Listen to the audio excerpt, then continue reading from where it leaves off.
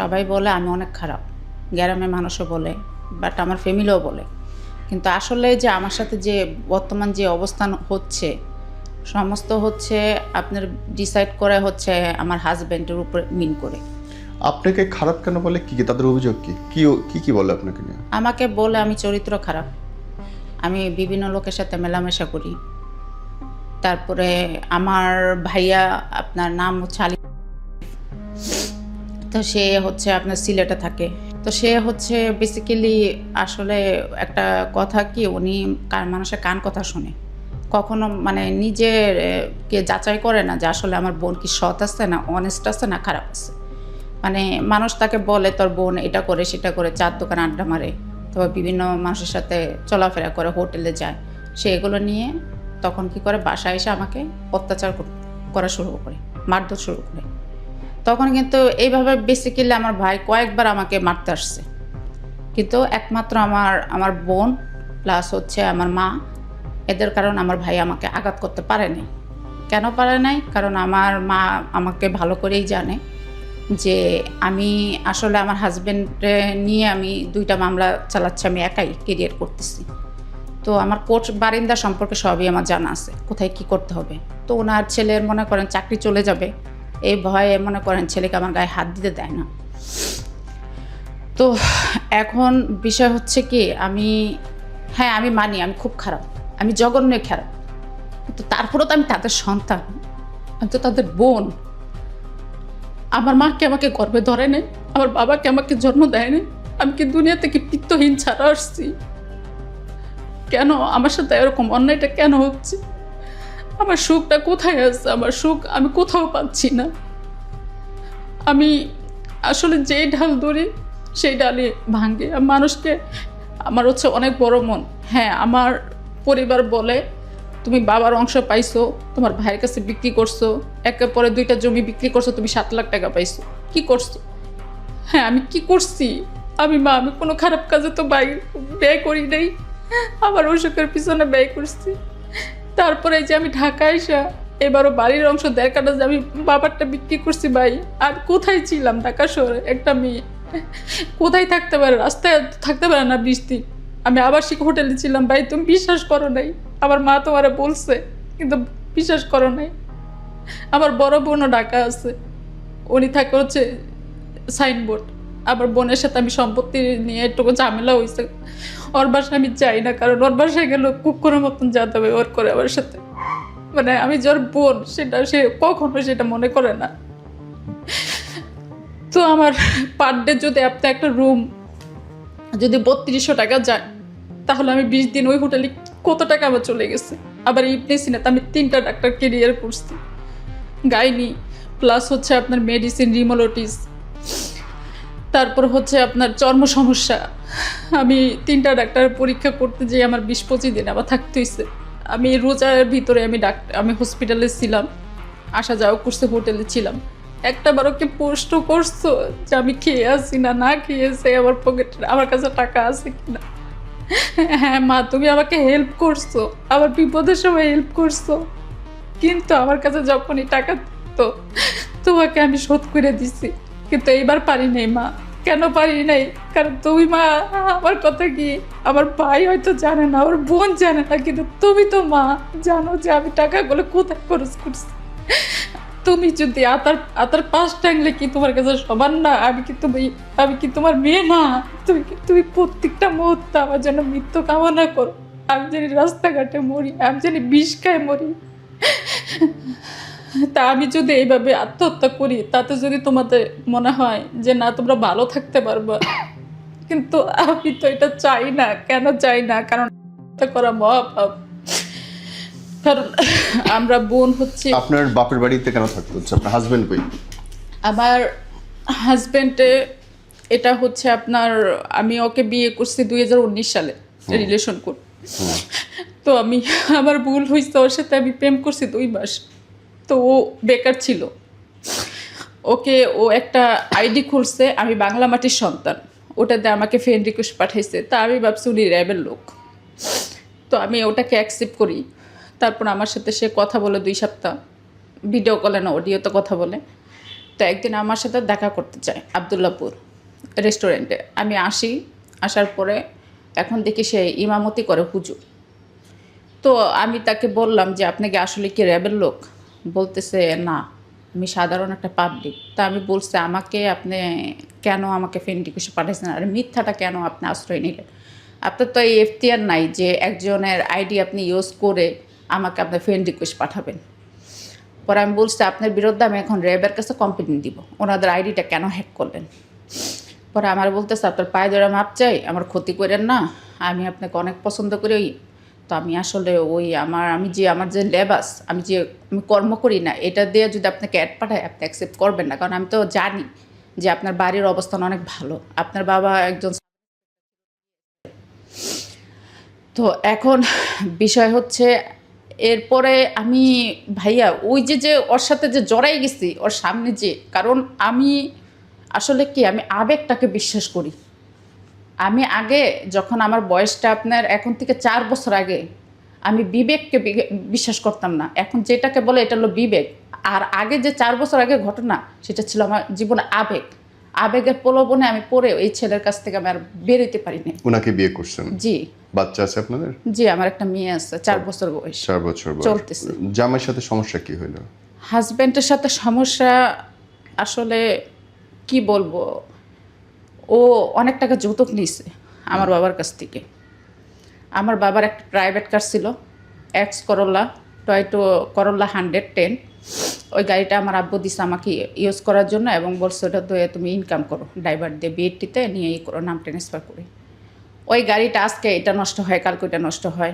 তো ড্রাইভার এক পর্যায়ে ওই গাড়ি মনে করেন তিতা হয়ে গেছে ওটার পিছনে খরচ করতে করতে। তো ও কী করলো, হুট করে গাড়িটা বিক্রি করে ফেললো। তো ওটা হচ্ছে আপনার ও চাইছিল যে ওর অ্যাকাউন্টে টাকা রাখবে, আর বলছে না, এটা আমার বাবার জিনিস, আমার অ্যাকাউন্টে টাকা হবে, আর যাই হবে এটা ব্যাংকের থেকে লেনদেন করা হবে। তো ও বলছে আচ্ছা ঠিক আছে। তো আমি তো আর ভাইয়া বুঝতে পারি নাই যে ওর মনে কী আছে, বা ও টাকাগুলো আত্মসাৎ করবে, ওর বাবা এবং মা খাবে। তো ওই গাড়িটা ব্যাংকের মাধ্যমে কিন্তু ওখানে বসে লেনদেন করা হয়েছে 5,55,000 টাকা দিয়ে আমি বিক্রি করছি। তো এখন বিষয় হচ্ছে নাম ট্রান্সফার, যেহেতু আমার নামে বিএটিতে করা। তো মালিক আবার বলছে যে ওনাকে তো আবার লাগবে বিএটিতে, আমার নামে আনতে হবে গাড়িটা। কয় সমস্যা নাই, ওর ফোন নাম্বার আছে, আপনার যখন লাগবে বললেন ও যাবে, আপনার কাজ করে দিবে। তো এখন বিষয় হচ্ছে কি, এরপরে তো যে যার মতন করে ওনারা তো চলে গেছে গাড়িটাই নিয়ে, আর আমি টাকা কী করছি আপনার এর ভিতর আমার শ্বশুর চলে আসছে ব্যাংকে, চলে আসছে আমার বাচ্চাকে কুলে নিয়ে চলে আসছে। আমি এর মাঝে আরেকটু কথা বলতে ভুলে গেছি, কারণ আমার শ্বশুর শাশুড়ি আমাকে মেনে নেয় নাই। আমি প্রায় আমার বাচ্চা হওয়ার আগ পর্যন্ত আপনার 1.5 বছর আলাদা ছিলাম, এবং আমার হাজব্যান্ড আগের থেকে সে অন্য মেয়েদের সাথে চ্যাটিং করে, এবং তার ফোনটা সে ওয়াশরুমে গেলে, বাথরুম করতে গেলে ফোনটা কোমরে করে নিয়ে যায়। সে মেয়েদের সাথে চ্যাটিং করে, আমার সাথে যদি সে বেডে শুয়ে থাকে মেয়েদের সাথে কথা বলে আস্তে আস্তে করে। কিন্তু সে যা মনে করে কি যে আসলে আমার একটু রোগ আছে, আমার মানসিক প্রবলেম আছে ব্রেনে। এইটাই হচ্ছে এই মানসিক রোগটাই আমার জীবনটাকে শেষ করছে। কি রোগ আছে? মানে মানসিক রোগ বলতে আমি অতিরিক্ত চিল্লাফাল্লা সহ্য করতে পারি না, কোনো গাড়ি হরন বা ঝগড়া বা কারোর সাথে মিশা, এগুলো আমার একা থাকতে ভালো লাগে সবসময়। আর টোটালি আমার ঘুমই আসে না, ঘুমের ওষুধ খেলেও ঘুম আসে না, দেখা গেছে ফজরে পরে যে ঘুম আসে। ও বাবা। তো এখন ওইটাই তারা দুর্বল পয়েন্ট পাইছে, কারণ এটা নিয়ে আমি মিথ্যা বলবো না, আমার হাজব্যান্ড যতদিন আমি আলাদা ছিলাম আমার সংসারটা ভালোই ছিল। হ্যাঁ, ওর চরিত্র খারাপ ছিল, কিন্তু তারপর আমি মেনে নিচ্ছি। কেন নিচ্ছি? কারণ ওকে তো আমি ভালো তো বাসছি। হয়তো ও আমার সাথে প্রতারণা করছে, আবার ভালোবাসাতে কোনো মিথ্যা ছিল না, ছলনা ছিল না। যখন আমার বেবিটার কথা বললাম, আমার বিয়ে 2 বছর হয়ে গেছে, ওকে বললাম আমি সংসার করছি 5.5 বছর। তো আমি ওকে বললাম যে আমি একটা বাচ্চা নিব, বাচ্চা নিলে হয়তো আমার ব্রেনে মানসিক চাপটা কমে যাবে, আমি বাচ্চা নিয়ে ব্যস্ত থাকলে আমার এই চাপটা থাকবে না। তো আমাকে বলতেছে না, বাচ্চা নেওয়া যাবে না। তো কোনো রকম রাজি হয় না, ওকে জোর করে ওকে আমি হসপিটালে নিয়ে যাই, ডাক্তারের সাথে কথা বলে বাচ্চা কনসিভ করাই। এরপরে সে দেখি কি তার ভিতর চেঞ্জ, হঠাৎ করে সে বাসায় থাকে না। তো সে একদিনও মনে করেন রাত্রে বাসায় থাকে না। আমি তাকে প্রশ্ন করলাম যে আমার সিজার হয়েছে, আমি বেবি না পারি না, তুমি বাসায় কেন থাকো না, ওকে না আমি কীভাবে রান্না করব, না ওকে আমি পালবো, তো তুমি তো আমার একটু হেল্প করবা। তো তখন যে সে গোপনে বিয়ে করে ফেলছে আমি কিন্তু তখনও জানি না বিষয়টা। সে একটাবার আমাকে বলতো, আমি তো তার ওয়াইফ, আমি তো আমাকে, সে তো তখন তো ডিভোর্স দেয় না। তো সে আমাকে বলতো কি আমি একটা ফ্যাক্টরিতে চাকরি করি। আচ্ছা ঠিক আছে, বেসিক্যালি তুমি ফ্যাক্টরিতে চাকরি করো, তা ফ্যাক্টরি ঠিকানাটা দাও, আমি যাব মালিকের সাথে কথা বলবো। কারণ আমার এটা অধিকার আছে, কারণ আমি তার ওয়াইফ। সে ফ্যাক্টরিতে প্রতিদিন রাত্রে কেন যায়, এবং সে ভোরবেলা আসে আবার রাতে চলে যায়, আবার কিছুদিন আসে, আবার আমার মাঝে মধ্যে সে 2-3 দিন আসে না বাসায়। টাকা পয়সা দিচ্ছিল ঠিকঠাক? না, টাকা পয়সা দেয় নাই। মাঝে আমার সংসারে আপনার মনে করেন ওর বাবার সাথে ও আন্ডারস্ট্যান্ডিং শুরু করছে, আলাদা থাকা অবস্থা যখন। ওর বাবাও কিন্তু জানে ও গোপনে বিয়ে করছে, কিন্তু বাট আমি জানি না, এটা আমার কপাল। তো ওর বাবা বলল কি যে তোর ওয়াইফ যে অসুস্থ, ওর যে এসিলিটা হয়েছে, এটা এই রিপোর্টটা যে পজিটিভ আসছে, তো ওকে বল তোর দ্বিতীয় বিয়ে করার পারমিশন দিতে। তো হঠাৎ করে আমাকে একদিন বলতেছে কি যে আমাকে বিয়ে করার পারমিশন দাও। আমি বলছি কেন বিয়ে করার পারমিশন দেবো, আমি কক্ষম, আমি কি মারা গেছি? আচ্ছা ঠিক আছে।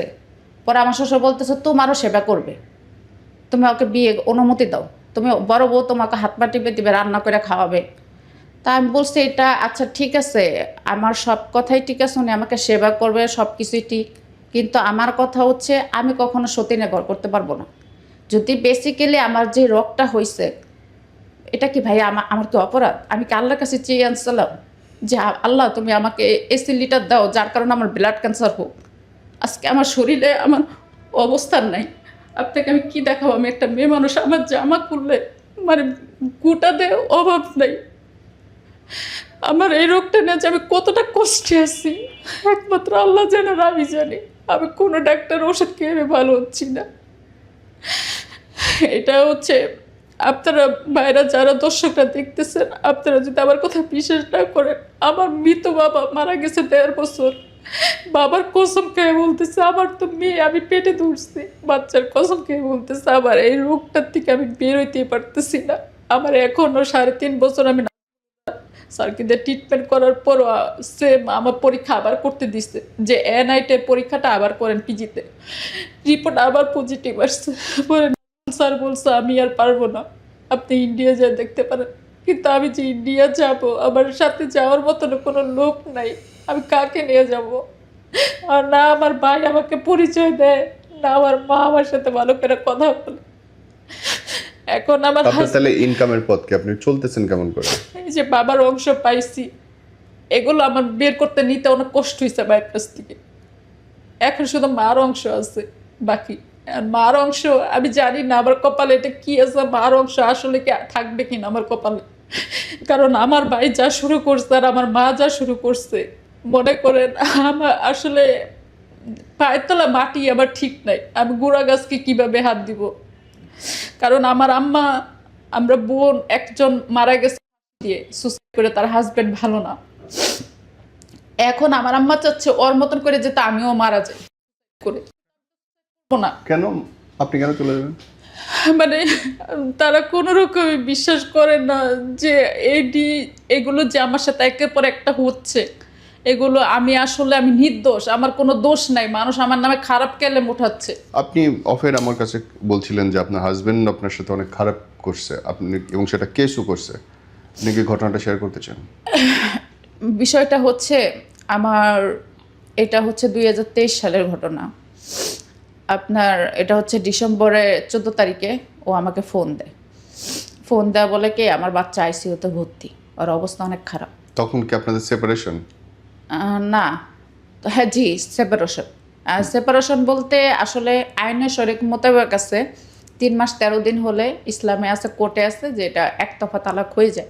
আমি কিন্তু সই করি নাই, আমাকে কিন্তু তালাকের কাগজ পাঠানো হয়েছে পিয়নের মাধ্যমে, কিন্তু আমি সই করি নাই।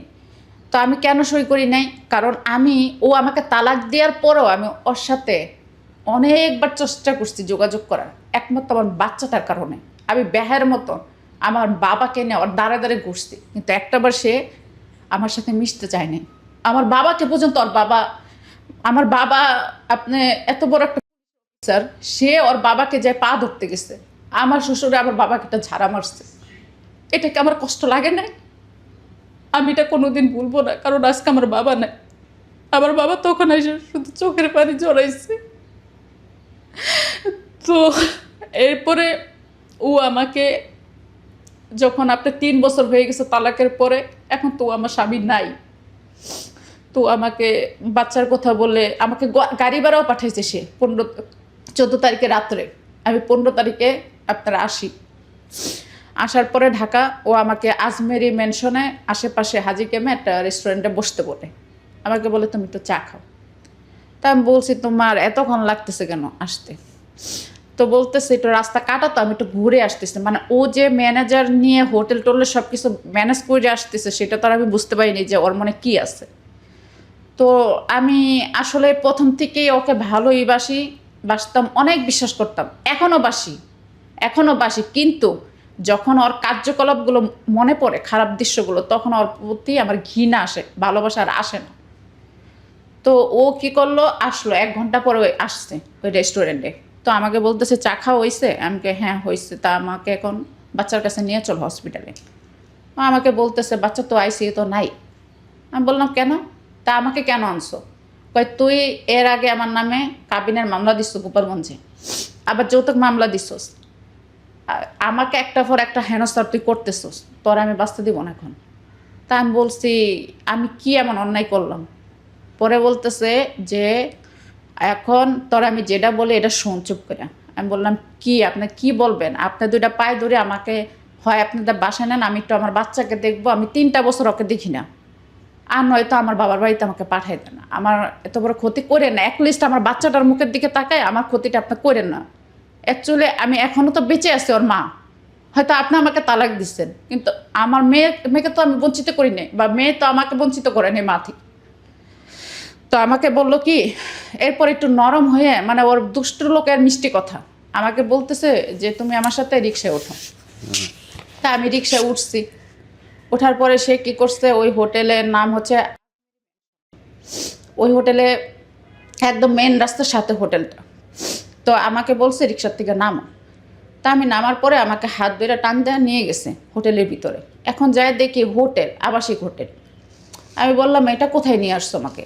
পরে বলতেছে যে এখানেই তোর থাকতে হবে। তা আমি বলছি না, আমি এখানে থাকবো না, এখানে আমার সাথে খারাপ কিছু হবে। আর এই 2টা লোক, একটা ম্যানেজার, তার নাম হচ্ছে একটা নাম হচ্ছে ওই, আর একটা হচ্ছে আপনার, আর আমার হাজব্যান্ডের নাম হলো, আর আরেকটার নাম হচ্ছে আপনার। তো এখন দেখি কি 3 জন। এখন আমি তো মানে পুরা হোটেলে সিসি ক্যামেরা দিয়ে এবং 2-3 তলা হচ্ছে ভাড়া দিয়ে, নিচে কোনো কেউ নাই, শুধু ব্যতীত আমার হাজব্যান্ড আর হচ্ছে ওই 2টা ছাড়া। তো আমি নিজেই ভয় পাচ্ছি, আমার থরথরে পা কাঁপতেছে। তো আমি ওর পা ধরে অনেক কান্না করছি ভাই। ওর স্যার একটু হৃদয় ঘামে নাই। আজকে আমার সাথে যে কাজটা ও করছে, কালকে যে ওর বোনের সাথে আল্লাহ যদি না করুক এটা, এরকম কিছু হয়, তখন ওর কি খারাপ লাগে না? লাগবে না একটাবার? আমাকে সে ধর্ষণ করছে, সে নিজে আমাকে হাত বাঁধছে, পা বাঁধছে, মুখ বাঁধছে, সে আমাকে 3 তলা কোলে করে নিয়ে সে একবার করছে দর্শন। আমি তো, আমার মুখ তো বাঁধা, আমি তো চিৎকার দিতে পারতেছি না। তো এরপরে সে যাওয়ার পরে ম্যানেজার, সে 2বার করছে। এমনিতে আমি সিজার হয়েছি, সিজার হইতে মিনিমাম তো মানুষের 4-5 বছর এমনি সিলি সময় লাগে, কিন্তু অলরেডি আমার হয়েছেই মাত্র আপনার 3 বছর, ভালো করে কিন্তু শুকায়ও না। তার ভিতরে আমার জড়াইতে 2টা টিউমার আবার ধরা পড়ছে। তো এই অবস্থানের ভিতরে আপনার ম্যানেজারে তো 2বার করছে আমার সাথে, জোর জবরদস্তি অনেক কষ্ট দিছে আমাকে, মানে শিয়াল কুকুর যেভাবে কামড়ায় ছিঁড়া খায় সেভাবে আমাকে কষ্ট দিচ্ছে। কিন্তু আমি খালি আল্লাহকে বলছি, আল্লাহ তুমি আমার একটাবার সুযোগ দাও, যাতে এই নরকিশার জানোয়ারদের যাতে আমি বিচার করতে পারি। তো আল্লাহ, হ্যাঁ, আল্লাহ আমার ডাক শুনছে। তো এরপরে ওই আপনার হোটেলের ম্যানেজার ক্যাশের থেকে 1 লক্ষ টাকা নিয়ে গেছে হোটেলে, এবং তার আইডেন্টি কার্ড নিয়ে গেছে। তার বাড়ি হচ্ছে সিলেট। তো এরপরে আসছে আবার আপনার হোটেলে স্টাফ, সেও 2বার করছে। মানে আমি তো হচ্ছে খালি আল্লাহকে মনে মনে ডাকতেছি, আমি তো আর জোরে বলতে পারতেছি না মুখ দিয়ে কিছু। পরে লাস্টে যাই হোক, যার কেউ নাই তার আল্লাহ আছে, হয়তো যেভাবে হোক, একটা ভুলে হোক বা ওদের ভুল থাক বা আমার একটা কোনো আল্লাহ হয়তো আমার সহায় ছিল, যার কারণে আমার একটা উপকার কি করছে, আমার হাতের বাঁধনটা খুলে দিয়ে গেছে কে? আপনার হোটেলের স্টাফ, যে স্টাফ এসেছিল আপনার যে লাস্টে যে, আর ম্যানেজার তো করছে পরে, আমার হাজবেন্ডের পরে। আচ্ছা, এর ছিল 2 নাম্বার আসামি এবং 3 নাম্বার আর 1 নাম্বার আমার স্বামী। তো এরপরে আমাকে, আমি যা একটা প্রশ্নই করছি যে তুই একটাবার আমার একটু আমার সাথে কথা বল, আমার বাদরটা খুল। তা আমার একটু সরাইছে মুখটা, গামছাটা সরাই, বলতেছে কি সমস্যা কি তোর? আমি বলছি তোর এটা এই কাজগুলো কে করতে বলছে? পরে বলতেছে তোর স্বামী আমাকে ভাড়া করছে টাকা দিয়ে। আমি বলছি তোর তোর ঘরে কি মা বোন নাই? আপনার স্বামী আপনার সঙ্গে শোয়ার জন্য একটা লোককে ভাড়া করছে টাকা দিয়ে? একটা না স্যার, 2 জনকে। ও মাই গড। তো আমি বললাম আমার স্বামী আমাকে এটা করছে, তো তোরাই বা এটা কেন করতেছিস? তো তোরা তো, আমি তো তোর বোনও হইতে পারি। তা আমি অনেকবার ওই ম্যানেজারকে বলছি আমি আর সহ্য করতে পারতেছি না, আমি আর পারবো না সহ্য করতে, আমি মারা যাব। আমার সাথে এরকম জুলেম ভাই কইরেন না, আপনার কাছে পা ধরি, আমাকে ছেড়ে দেন, ছেড়ে দেন। কিন্তু আমি স্যার তাদের কাছ থেকে রক্ষা পাইনি। পরে লাস্টে দা রক্ষা একজনের কাছেই পাইছি, লাস্টে যে স্টাফ করে গেছে আমার সাথে 2 বার, সে করে বাঁধনটা খুলে দিয়ে গেছে। সেও বলছে যে আপনার হাজবেন্ড হ্যাঁ, সেও একই কথাই বলছে যে আমার হাজবেন্ড তাদেরকে টাকা দেওয়া ভাড়া করছে। এত ক্ষোভ কেন আপনার উপর আপনার হাজবেন্ডের? খুব, আমি তো স্যার আপনাকে বলেই গেছি ওর নামে যৌতুক মামলা করছি, আমার বাবার কাছ থেকে 5 লক্ষ টাকা নিচ্ছে, আবার গাড়িটা বিক্রি করছে, সমস্ত টাকা আমার চিকিৎসার কথা বলে ব্যাংক থেকে আমিই তুলছি। আমি বলত, আমাকে বলছে ব্যাংকে চুরি হয়, ডাকাতি হয়, আমি গড়াই না রাখছি ডরে। সে আমাকে ঘুমের ওষুধ খাওয়ায় মারধর করে আমাকে ফ্লোরে শুয়ে রেখে রক্তাক্ত করে ডরের থেকে টাকা নিয়ে চলে গেছে বাবা মার কাছে। যৌতুক মামলা করছে, আমাকে কয়েকবার হুমকি দিচ্ছে। এরপরে কি এই ইনসিডেন্ট নিয়ে মামলা করছেন? জি, এটা নেওয়ার পরে আমি থানায় মামলা হয়েছে, থানায় মামলা হয়েছে। প্লাস আমি একটা কথাই বলবো যে আমি এটা সূক্ষ্ম বিচার চাই, কারণ আমি ওদের সাজা চাই, কেন আমার সাথে এরকমটা করলো। আপনার লাইফ নিয়ে যদি মানুষ শেখে কি শিখতে পারে বলেন তো? আমি আসলে বেসিক্যালি আমি একটা কথাই আপনাদের দর্শকদের উদ্দেশ্যে বলতে চাই, বোন হোক, মা হোক, বা ভাই হোক, বা বাবা হোক, সবাদের উদ্দেশ্যে একটা কথাই বলি, আপনারা প্লিজ কেউ রিলেশন করে বিয়ে করেন না, পরিবারের মধ্যে বিয়ে করেন। হ্যাঁ, তারপর আপনারা যাচাই করেন 1 বছর 10 বার, কিন্তু আমার মতন ভুল করেন না। আমি যে ফাদের ভিতরে পড়ছি, আমার লাইফ পুরো শেষ হয়ে গেছে একটা মানুষের জন্য। আমার পরিবারও এখন আমাকে ভাত দিতে চায় না, আমাকে ঘরে থাকতে দিতে চায় না, প্রতিটা মুহূর্তে আমাকে ঘরের থেকে ধাক্কা দেয়, বের করে দেয় আমার ভাই, আমার মা, আমার বোন। তা আমি এটাই খালি একটা কথাই বলবো যে মানুষের উপরের রূপ দেখা কখনো মুগ্ধ হবে না, তার ভিতরটা আগে জানুন। আপনার এই হাজবেন্ড হচ্ছে মাদ্রাসার ইমাম ছিল? জি, এখনো করে, এখনো করে। যিনি এই আপনার অ্যাকর্ডিং টু ইউ যিনি হোটেলে নিয়ে অন্য মানুষদেরকে দিয়ে করাইছে, সেটা আপনার হাজবেন্ড? জি, এবং তিনি এবং তার ছবিও আছে। আমি চাই তার মুখোশটা খুলে দিতে। আর তার অনেক পেশা আছে, সে তার ইনকাম হাতরত সব ভালো, তার বাবারও তারও। সে মানুষের কাছে ইউটিউবে যে স্যার মানুষের সাহায্য করে না, যে আমার মা অসুস্থ, বউ অসুস্থ, এরকম সাহায্য করে করে সে গাড়ি করে, অটো রিক্সা করে। এগুলো আমাকে দিয়ে সে কয়েকবার করাইছে, আমাকে দিয়ে ব্যবসা করাইছে। আমার বাবা বলছে তুমি এই ভিডিও কেন করছো? আমার কিসের অভাব আছে? আমার সম্পত্তি নাই, তুমি কি পাবা না? তোমার কিসের অভাব?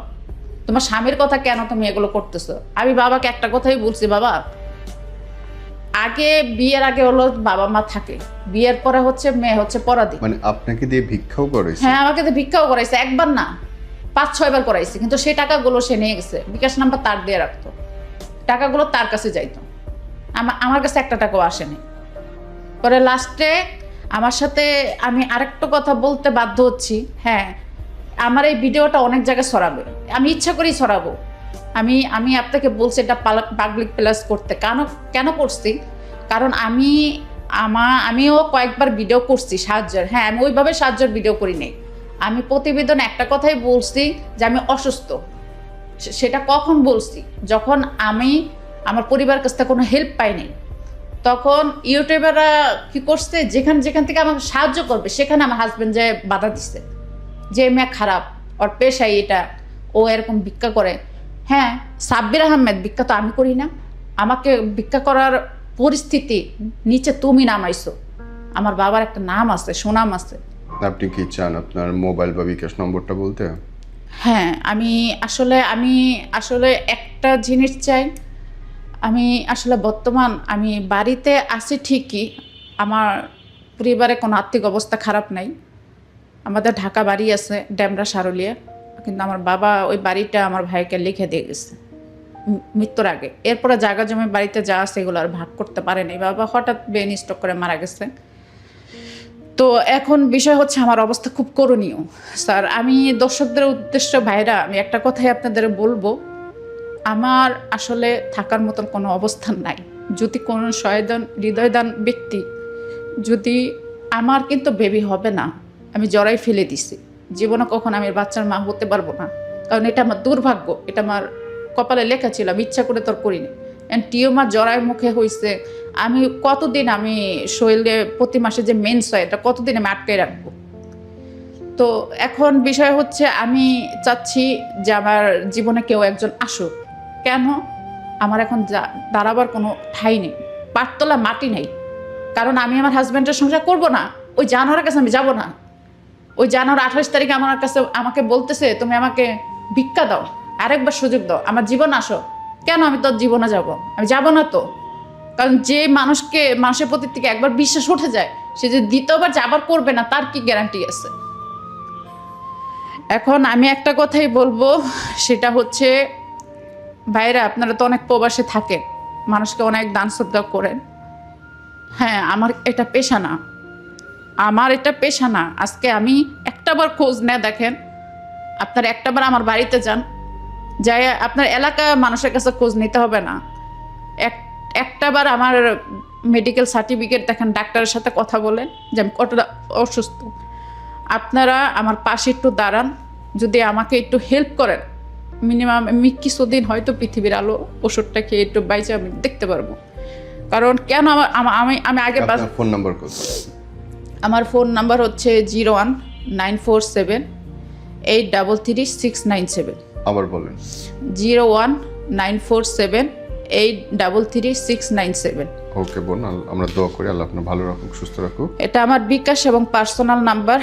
আর আপনারা আমাকে, আমি জানি এই সমাজ আসলে স্যার কেউ হয়তো ভালো চোখে নিবে, কেউ নেগেটিভ, কেউ পজিটিভ নিবে। আপনারা অ্যাটলিস্ট যারা পজিটিভ সাইডে নিবেন তারা আমাকে ক্ষমা করে দেন। আপনাদের দৃষ্টিতে আমি ক্ষমা চাচ্ছি প্লিজ।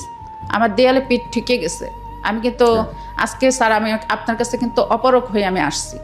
কারণ একটা মানুষ যখন দেয়ালে পিঠ ঠেকে যায়, আমার বাবাটা যদি আমার জীবন থেকে না যেত, আল্লাহ যদি তাকে কেড়ে না নিত, তাহলে আমি আজকে আবার এই অবস্থানে আমি আসতাম না।